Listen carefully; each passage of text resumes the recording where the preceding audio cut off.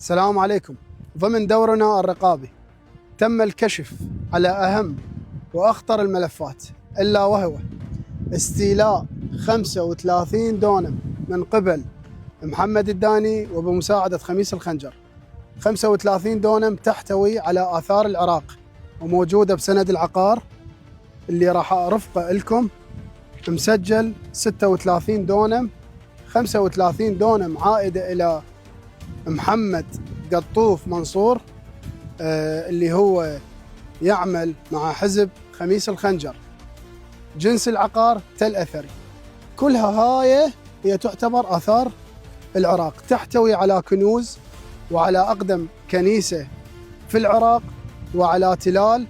احنا التلال موجودة أنا أشوفها بالعين المجردة، لكن ما قدرنا ندخل إلها، استعانينا بدرون وصورناها بدرون وراح ننشرها لكم إن شاء الله. أنا أتساءل سؤال إلى الحكومات، إلى حكومة السيد علي الزيدي أو إلى حكومة السيد السوداني اللي هي صارت بزمن حكومة السيد السوداني بال2022 أو بال23. تم الاستيلاء على 35 دونم من قبل محمد الداني وبمساعدة خميس الخنجر. أنا أتساءل اشمعنى محمد الداني تنطونا آثار العراق؟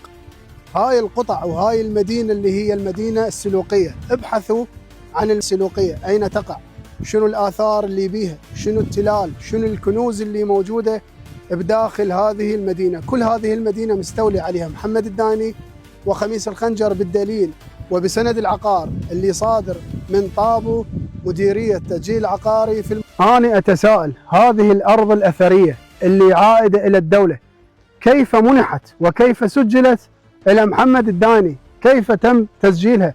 من اللي سجلها؟ المفروض هذه حكومة السيد الزيدي تتدخل تدخل مباشر. هذه آثار العراق، شلون سجلت باسمه؟ يعني ما يصير والله يروح مواطن عراقي ما ينطونه متر، يروح محمد الداني ينطونه 35 دونم هو وخميس الخنجر. منو اللي سجلها باسمه؟ شلون انمنحت آثار الدولة؟ هل هي تباع وتشترى؟ اكو شيء انا وصلتني المعلومة، لكن اليوم انا جيت على الارض وشفته بعيني، قالوا لي بيها وما صدقت. القى تلول على المعلومة اللي وصلتني، القى تلول اجلكم الله مال نفايات ومحرقة. لما سالت عليها وتمعنت بالموضوع ليش هاي التلول وليش هاي المحرقة، قالوا استاذ احمد يسوونها تلول ومحرقة على مود تجي الشفلات وتجي الكرينات يحملون ويحفرون ويطلعون آثار العراق بحجة أجلكم الله يشيلون النفايات. أنا بتاريخ هذا اليوم قدمت إخبار اللي هو 9/6، قدمت إخبار وطلبت الشكوى ضد خميس الخنجر ومحمد الداني، والإخبار موجود لدى هيئة النزاهة الاتحادية. أريد أنوه عن شيء مهم. هذا الإخبار اللي قدمته أو الشكوى اللي قدمتها إلى هيئة النزاهة يستخدم خميس الخنجر، يستخدم محمد الداني، يطلعون إفراج، يطلعون براءة، يطلعون كفالة، يسكر الملف. أنا ما لي علاقة، أنا دوري رقابي وديت الملف، وهذا الملف كلش تعبني شهد الله عليه أكثر من 4 أو 5 أشهر.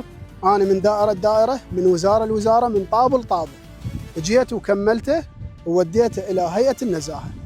شكرا جزيلا لكم، أسأل الله يحفظكم ويرعاكم.